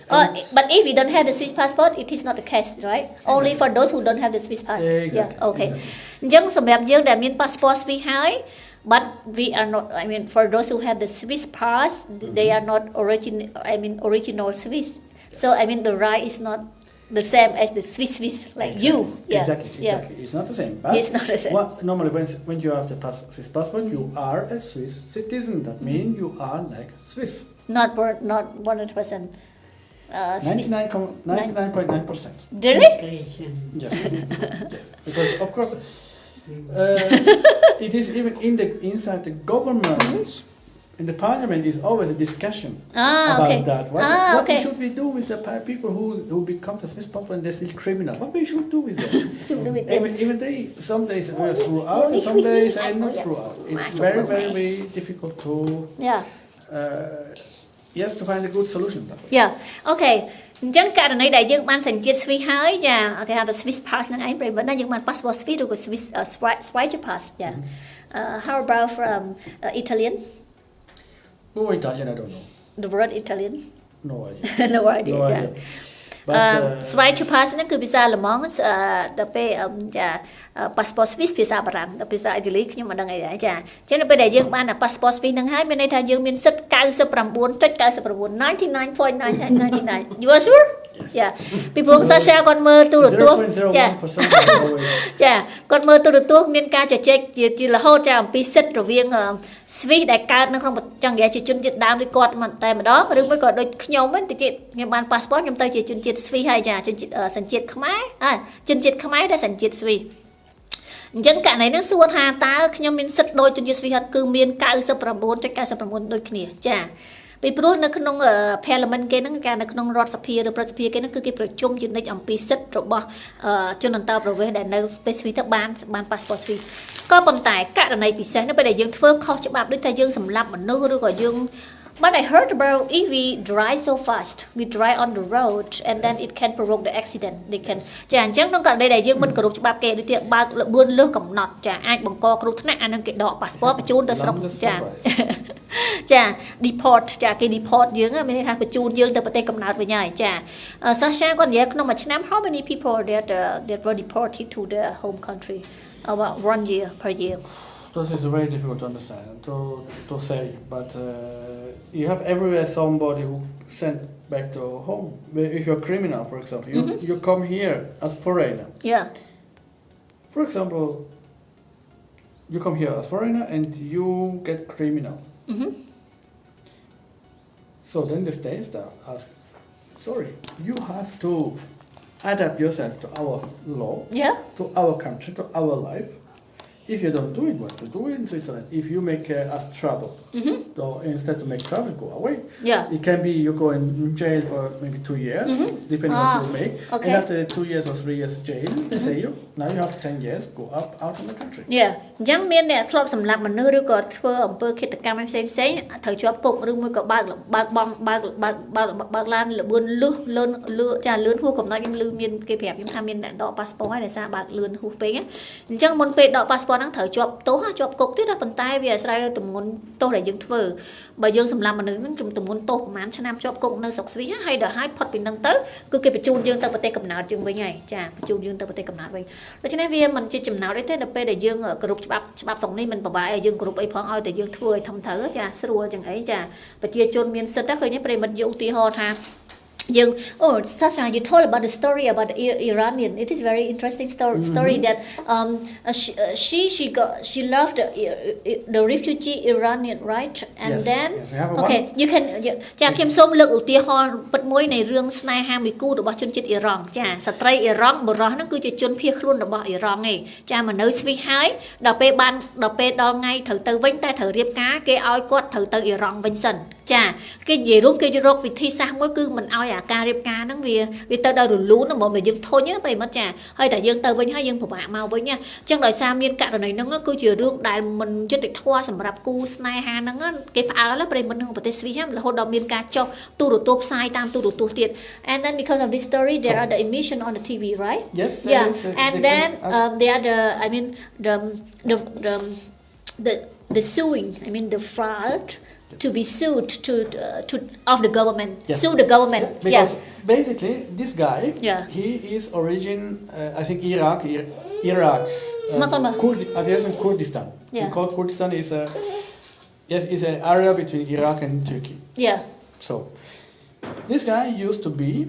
already 15 years in Switzerland but refugee as refugee but after 15 years also refugee not immigrant he was still a refugee and between these 15 years, he used to work in a restaurant 11 years. Yeah. Then the government come to say, oh, we don't want to make a new permit, you go out from the country. Go away. After 11 years. After 11 years, they didn't want to make it. Why they didn't want to make it? We don't know what happens in the background. Because in the background they say, oh, he made some small criminal things in the past, long time ago. But he made or not? He made, commit some crime, but small crime. It was not a big story. But because of the small crime, they say, oh, go away. Okay. In the same period, she was already fall in love with him. Okay. So, and that means even for her was at the end a problem because he has to leave the country, and at the end she lose her big love because he go away. Yeah. Okay. Yes. So at the end they could not stop to let him stay here, so he had to go out. Yeah. And she decided I go there to marry that man because I want that man in my life. I want him. So I married that man in Kurdistan. So she decided to leave Switzerland. She decided to leave Switzerland She decided to visit his country, to marry him in his country and bring him back because they want to grow up the family. They want to live their love. Okay. And for after getting married there, the problem starts because the Swiss government believed that he wanted to come back only for the paper, and they really had to prove that their wedding is for love, for real love. Paper. Yeah. And they had at the end to fight for more than 1.5 year until he could come back to Switzerland. Okay, but you said that they are this because of this problem there are the emission on the TV. Yes. That about that they are not happy with the government, right? Exactly. And the women still sue the government by to the court or not? Yes. In the case, they had to. I don't know if they went until the court. But the government always starts to ask new paper, this paper there, this, to put problems to their life at the end, to their relation. Yeah. Because mostly the government does not trust you that you really love. Married for. Yeah, okay. But now the couple can live in Switzerland. Now the couple are living in Switzerland. មានរឿងគូស្នេហាមួយដ៏កំសត់កំរជាមួយគ្នាប្រិមត្តជនជាតិអ៊ីរ៉ានអ៊ីរ៉ាន Kurdistan not Iranian. No, because again Kurdistan is another. I mean, it's not a small country. No, take care. Kurdistan, they would like to have their own country, but Kurdistan is a big area. Some part is in the territory of Turkey and some part is in the territory of Iraq. Okay. Turkey and Iraq. In that area. Kurdistan ចានៅប្រទេសស្វីសមានប្រជាជនចម្រុះជាតិសាសន៍ប្រិមិត្តដែលខ្ញុំមិនដែលឮ Kurdistan មិនដែលឮប្រទេសហ្នឹងចាប្រទេសដែលខ្ញុំមិនដែលឮប្រិមិត្តចាចង់និយាយថាលេងអ៊ីទេកូនណាលេងអ៊ីក្រុមតោះចាអូជឿតែឈ្លឺអីគេកូនគេដើរនេះបើគាត់ជួយអីគេHopla. Chừng đi.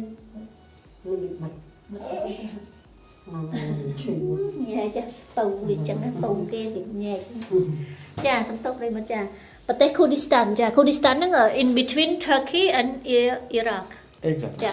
Kurdistan đời sao but they Swiss bố chun chun chum ro tăng tráo na, đây mình nhầm ở school hết na. Chà. Đời sao but they ở trong mà nơi tráo na. Chà. Chẳng miền ជនតបប្រទេស Kurdistan ហ្នឹងសំទោសមានជនភៀសខ្លួន Kurdistan ម្នាក់មកនៅប្រទេសហ្នឹង15 year right 15ឆ្នាំហើយចាដល់ពេលចៃដន្យអីគេត្រូវបញ្ជូនម្នាក់ហ្នឹងទៅប្រទេសកំណើតគាត់វិញដោយសារគាត់បានធ្វើរឿងខុសច្បាប់មួយតែមិនធំអីណាស់ណាណាតូចដែរចាតែគេចង់យកលេសបញ្ជូនទៅវិញហ្មងចាដោយសារតែមនុស្សមានព័ត៌មានថាគាត់ចិត្តរៀបការអញ្ចឹងតែរៀបការពិបាកបញ្ជូនទៅវិញហើយចាអញ្ចឹងរត់គេបញ្ជូនទៅមុនថ្ងៃគាត់រៀបការហើយខាងស្រីហ្នឹងគាត់បានសញ្ជាតិស្វីសហើយ but his wife she got already Swiss pass Yeah, the wife is she's Yeah. Swiss. Yeah, she's Swiss. Swiss Yeah, the woman she's Swiss. not Kurdistan No. ចា She is អញ្ចឹង from- ចាសំទោខាងស្រីគាត់ជនជាតិ Swiss តែម្ដងចាខាងប្រុសគឺជាជនអន្តោប្រវេសន៍មកពីប្រទេស Kurdistan ហ្នឹងឯងដោយសារតែគាត់ធ្លាប់ធ្វើរឿងអីមួយខុសតែមិនខុសខ្លាំងឯងខុសតិចតួចទេតែគេចង់បញ្ជូនទៅវិញចាគេយកហេតុផលហ្នឹងគឺគេសើរើតាំងរឿងពីយូរមកនោះគេបញ្ជូនគាត់ទៅវិញអញ្ចឹងអយុត្តិធម៌ណាសម្រាប់គូស្នេហ៍ហ្នឹងចាដែលគាត់ស្រឡាញ់គ្នាដូច្នេះហើយរឿងហ្នឹងល្បីរហូតដល់ចុះកម្មវិធីទូរទស្សន៍នៅចា Ticino right channel Yes, teaching Yeah. her. ចាចុះកម្មវិធីទូរទស្សន៍នៅកងតុងចាទេសសាំងតេតតទៅនឹងទង្វើដែលរដ្ឋាភិបាលធ្វើហ្នឹងវាហួសហេតុអញ្ចឹងប្រិមិត្តចាអញ្ចឹងនៅស្រុកនេះហើយយើងមានសិទ្ធិអាចប្តឹងរដ្ឋាភិបាលតាមរយៈតុលាការចាតាមរយៈតុលាការបើសិនយើងអត់មានលុយទេអាហ្នឹងយើងអាចសុំលុយរដ្ឋទៀតចាមានន័យថាយើងយកលុយរដ្ឋទៅប្តឹងរដ្ឋមានន័យអញ្ចឹងចាបើយើងអត់ពេញចិត្តនឹងការសម្រេចរបស់រដ្ឋហើយសាសាគាត់មិនបានដឹងថាតើរឿងករណីហ្នឹងខាងស្រីហ្នឹងគាត់ប្តឹងរដ្ឋាភិបាលឬក៏អត់ទេប៉ុន្តែចុងក្រោយគឺខាងប្រុសអាចមកនៅបានដោយសារឆ្លងកាត់នៅការប្រឹងប្រែងមែនតើមានន័យថាខាងស្រីហ្នឹងគាត់ទៅប្រទេស Kurdistan ហ្នឹងទៅការខាងប្រុសហ្នឹងមកវិញចាហើយដល់ពេលការហើយទៀតចារដ្ឋគេថាគាត់ការខ្លែងខ្លាយគាត់ការដើម្បីបានតែសម្បត្តិទេដើម្បីបានតែឯកសារមកនៅស្រុកស្វីសចាមិនមែនការដោយការក្តីស្រឡាញ់ទេអញ្ចឹងទៅគេថាមិនមែនជារឿងពិតប្រាកដទៀតអញ្ចឹងប្រិមិត្តចាឆ្លងកាត់ឧបសគ្គច្រើនណាតម្រាំឥឡូវបានមនុស្សស្វីសហើយអញ្ចឹងបានថាយើងនិយាយទៅរឿងទាំងអស់វាសិតតែមានហេតុចុះឡើងគេឡើងវានៅច្បាប់ធម្មជាតិដដែលហ្នឹងចាមិនដឹងគូស្នេហ៍ទាំងពីរហ្នឹងពីមុនឡើងគាត់ធ្វើអីខ្លះចាដែលឲ្យគាត់ជួបអកុសលវិបាកហ្នឹងចាតម្រាំតែផលហុចឲ្យគាត់ជួបគ្នាបានហ្នឹងគឺជួបរឿងដ៏អញ្ញាញ៉ៃច្រើនមែនតើចាជួបរឿងអញ្ញាញ៉ៃច្រើនខ្លាំងមែនតើតម្រាំមកចុងក្រោយបានមកនៅចាតែគូខ្លះវិញគេគ្រាន់តែរត់ការឲ្យគេមកប្រុយចាអញ្ចឹងចាប៉ុន្តែថាក៏អបអរសាទរគាត់ដែរចុងក្រោយបំផុតហ្នឹងគាត់បានមកនៅស្រុកស្វីសហើយប៉ុន្តែជួបរឿងពិបាកជាច្រើនចាដែលរដ្ឋគេបញ្ជូនខាងប្រុសទៅវិញចាគេយកលេខហេតុផលអីតែបន្តិចអញ្ចឹងទៅគេបញ្ជូនទៅវិញហើយចា Okay now we don't have anything else to share No, ចា that is what we could share today. ចាអញ្ចឹងថ្ងៃនេះគឺខ្ញុំចា share បានប៉ុណ្្នឹងឯងចាជាមួយ Sasha ហើយ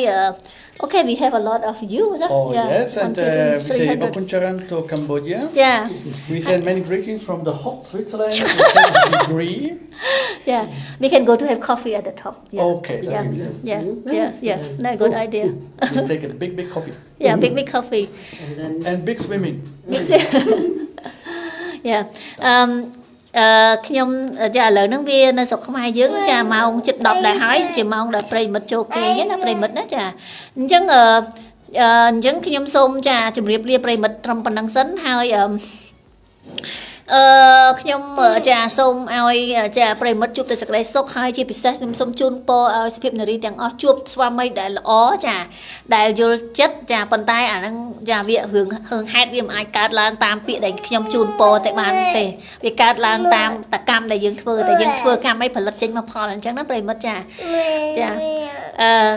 ប៉ុន្តែគាត់ថាខ្ញុំនៅតែជូនពរអញ្ចឹងចាជូនពរប្រិមិត្តទាំងអស់ជួបតែក្តីសុខហើយជាពិសេសចាសុភាពនារីដែលគាត់ជួបបញ្ហាអំពើហិង្សាក្នុងប្រទេសស្វីសចាសូមឈរនៅលើជំហររឹងមាំហើយជំហរមួយក្លាហានថាប្រទេសស្វីសមិនមែននៅដូចប្រទេសខ្មែរយើងដែលយើងទៅប្តឹងទៅអត់មានអ្នកណាជួយយើងទេចាប្រទេសនេះគឺគេការពារនារីខ្លាំងណាស់ចាការពារស្ត្រីchứមិនច្បាប់ដូរច្រើនដោយសារតែសិទ្ធិស្ត្រីនឹងឯងចាប៉ុន្តែក៏មិនមានន័យថាទោះបីជាការពារយើងក៏មិនមែនមានន័យថាធ្វើឲ្យយើងនឹងវាគេហៅថាលើសកម្រិតទេចាតែយើងធ្វើអីខុសហ្នឹងក៏គេបញ្ជូនយើងទៅស្រុកដើមដូចគ្នាចាមានន័យថាចេះឧទាហរណ៍យើងជាមនុស្សស្រីយើងធ្វើខុសច្បាប់គេខ្លាំងតែគេត្រូវបញ្ជូនទៅវិញអាហ្នឹងក៏គេនៅតែបញ្ជូនយើងទៅដែរមិនមែនដោយសារថាយើងជាមនុស្សស្រីគេការពារគេអត់បញ្ជូនយើងទេចាអូខេអញ្ចឹងនៅពេលដែលប្រិមិត្តដែលជួបអំពើហិង្សាទាំងអស់នោះសូមឈរលើភាពក្លាហានមួយថាយើងធ្វើដើម្បីកូនយើងទៅចុះចាបើថាមិនធ្វើដើម្បីខ្លួនឯងថាដើម្បីកូនទៅរក Frau and House ក្នុងឲ្យឃើញហើយមើលតាមអ៊ីនធឺណិតចាតែទូរស័ព្ទទៅឬមួយទៅជួបមិត្តភ័ក្តិ